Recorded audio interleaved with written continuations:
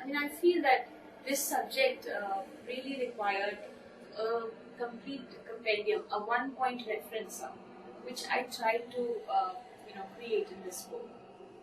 It is supposed to bridge a gap between the legal field and the technical field. How both can be aligned together, and how a common man or a lawyer or an engineer can understand what is cyberspace law. I've tried to give it a glossary of meanings of cyber terms and legal terms, so that they understand what connotations they have when I'm referring to something in the chapters. So it's easy for them to understand. The book is unique in the sense that it not only talks about Indian law, it's about Indian law, it's about the IT Act and the amendments, the rules framed thereunder. It's not just about Indian law, it compares UK law, US law, and various parts of European law. Wherever it is possible, I've tried to give a comparative to that. And not only that, as I said, it bridges the gap between the legal and the technical field. Also, I have tried to project from my practical experience the lacunas which I feel there are in the Indian law, and with the interactions with law enforcement and actually handling cybercrime cases with the police, I've come to realize that there are a lot of things which we need to do to strengthen the system in India as a whole. So those suggestions which were at the back of my mind or in my mind, I wanted to put in pen and paper. So those have been brought in print now. And that's, I feel they could contribute in the long run to the growth of IT law in India. At least my endeavor is so. I will just hope that it does. So what could be the best practices to bring this advancement in the rule of law and extend it further and educate people? There are a few best practices which I have, the most important ones, put in the book. And this book also talks about what people in general need to do, not just children, but in general, if they want to safeguard any information online. For example, credit cards. A lot of people use credit cards to shop online. Now, when they're shopping, they don't realize that they are using a secure website or not. And often there are mirror websites which are just phishing websites. By phishing, I mean they're fake websites. They don't have a genuine entity behind it. And the only aim is to have a financial crime committed. So what happens is that they would, for example, show any bank's website, but it is not, for example, with the citibank.co.in. They will show something like CITE bank, but somebody would just miss it and go and log in their net password and details. And the next morning they see their money is gone away. It's all phishing. That's something which people don't understand. They're using net banking often, but there are some best practices which they have to be aware of. This is one of them. The book not just talks about the legal aspect, but does talk about some more awareness points for the common man as well. Yes, because my role would not finish if I just mentioned what the law is, what the law should be.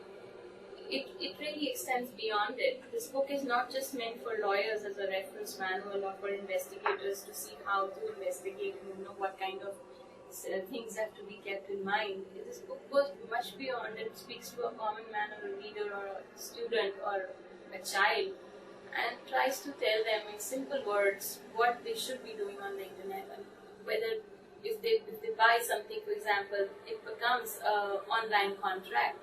It explains the simple principles of offer, acceptance, consideration, which leads to an e-contract. What is a shrink wrap? What is a browse wrap contract? These are certain terms which are new, but if you go to the roots of it, it is actually a simple contract as you form it in legal parlance.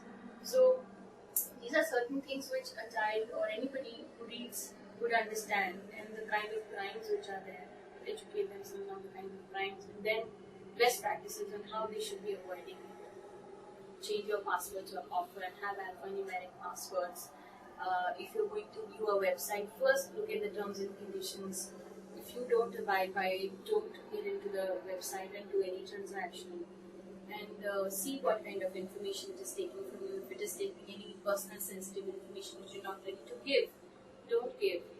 And if they do give particular information, they should know where exactly this information is going to be used, how it is going to be used, is it going to be circulated to third parties, where are your rights, how much are you giving away, for example. So this is something which the book talks about in a very simple way. I'm sure the readers would appreciate the basic effort which has gone behind it. The idea is just to explain the basic tips in very simple language. We understand that the internet penetration is definitely increasing day by day, and the usage is definitely going to be a future. And so, what do you think is the role ahead for cyber law and cybercrime? I think and if you talk about the new trends, how the trends that are shaping the future of this industry in this particular area of law. there are many issues which are emerging today. They're still not settled. We don't have, for instance, a clear law on employee surveillance, workplace surveillance, which I think in US and UK, as the book also talks about, is very clear. Liability of intermediaries, it's a very important subject. Censorship, how much censorship should be there, how much filtering is allowed, how much due diligence is required. These are certain issues which are still at a nascent stage in India, which we are debating on. Also, new issues like WikiLeaks, it throws up many kinds of issues. UID, use of the UID card, the biometrics. Then there is a lot of hue and cry on what kind of defamatory matter is permissible or what kind of defamatory matter is not permissible. Defamatory matter per se is not permissible. It's not permissible as well. So, but what kind of content one can put under freedom of speech? Where are the limits? This is something which one needs to debate and discuss and then frame a clear law on. We have the law in this country, but we are still to apply it with the help of case law and see the real life situations and apply the conventional law principles, the constitutional principles on this internet field and see how this law will shape in this country.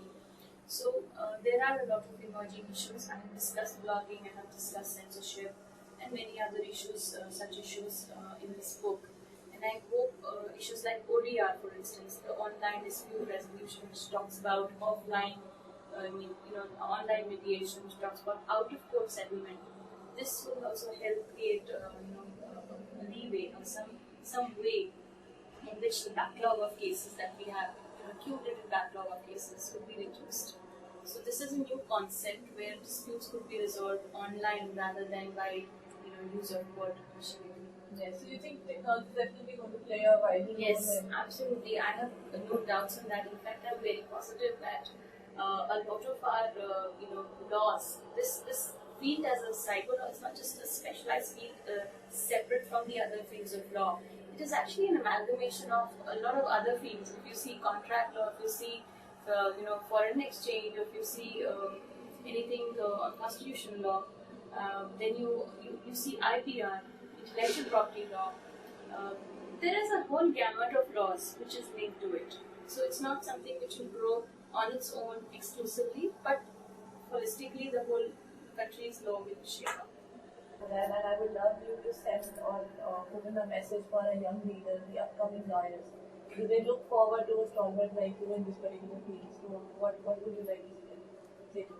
Well, I think as young lawyers, there is a lot to do in this field.